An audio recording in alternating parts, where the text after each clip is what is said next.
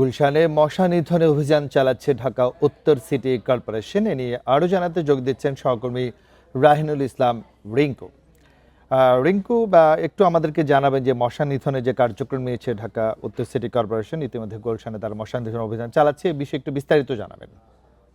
ধন্যবাদ। আমি এই মুহূর্তে রয়েছি ঢাকা উত্তর সিটি কর্পোরেশনের যে মশক নিধন কর্মসূচি, সেই মশক নিধন কর্মসূচিতে কিছুক্ষণ আগেই কিন্তু স্থানীয় সরকার প্রতিমন্ত্রী জনাব মীর শাহ আলম সহ ঢাকা উত্তর সিটি কর্পোরেশনের যিনি প্রধান স্বাস্থ্য কর্মকর্তা ইমরুল কায়েস, এছাড়াও স্বাস্থ্য কর্মকর্তা সহ অন্যান্য কর্মকর্তারা ছিলেন।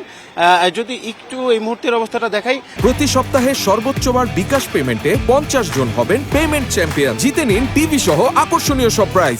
এখানে কিন্তু কিছুক্ষণ আগেই যে পরিচ্ছন্নতা কার্যক্রম বলা যায়, একটি ঢাকা উত্তর সিটি কর্পোরেশনের উদ্যোগে কিন্তু একটি টাস্ক ফোর্স গঠন করা হয়েছে, যেটি হচ্ছে যে এখন কিন্তু যদি বলে রাখি যে এইটি কিন্তু জুন মাস, এই জুন থেকেই বলা যায় যে একেবারে ডিসেম্বরের যে প্রথমার্ধ, এই প্রথমার্ধ পর্যন্ত কিন্তু মশক যে বা অ্যাডিস মশার যে বিস্তার সেটা কিন্তু হয়ে থাকে। সেটার অংশ হিসেবে যাতে এই এডিস মশাকে যতটা সম্ভব নিয়ন্ত্রণ করা যায়, এডিস মশার যে বংশবিস্তার সেটা যাতে নিয়ন্ত্রণ করা যায়, সেই লক্ষ্যে কিন্তু ঢাকা উত্তর সিটি কর্পোরেশন এর উদ্যোগে একটি ট্রান্সপোর্ট গঠন করা হয়েছে।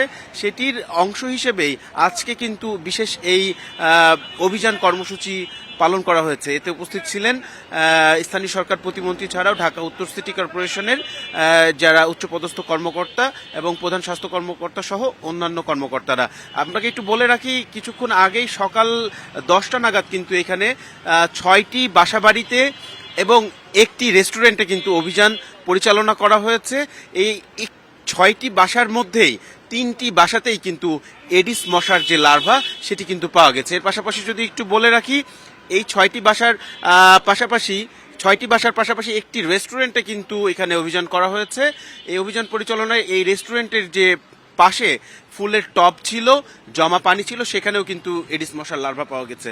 ঢাকা উত্তর সিটি কর্পোরেশনের যারা কর্মকর্তা রয়েছেন এবং সংশ্লিষ্ট কর্মকর্তা রয়েছেন, তারা কিন্তু বলছেন যেহেতু ঢাকার যে অভিজাত এলাকা গুলশান এবং বনানী, এই গুলশান বনানী বাড়িধারার মতো জায়গায় যদি এডিস মশার যে লার্ভা সেটি যদি উপস্থিতি পাওয়া যায়, তাহলে ঢাকার অন্যান্য সিটি কর্পোরেশনের অন্যান্য যে এরিয়া, সেই এরিয়াগুলোতে অবস্থা কিন্তু আরো ভয়াবহ বলে তারা জানাচ্ছেন আমাদের। সব মিলে যদি বলি, তারা এটি বলছেন যে ঢাকা সিটি কর্পোরেশনের বলা যায় যে 50% এলাকায় কিন্তু এডিস মশার লার্ভা পাওয়ার শঙ্কা তারা প্রকাশ করেছেন।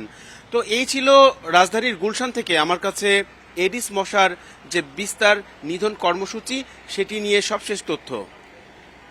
গুলশান থেকে মশক নিধন কর্মসূচি নিয়ে সর্বশেষ তথ্য জানাচ্ছিলেন সহকর্মী রাহিনুল ইসলাম রিঙ্কু।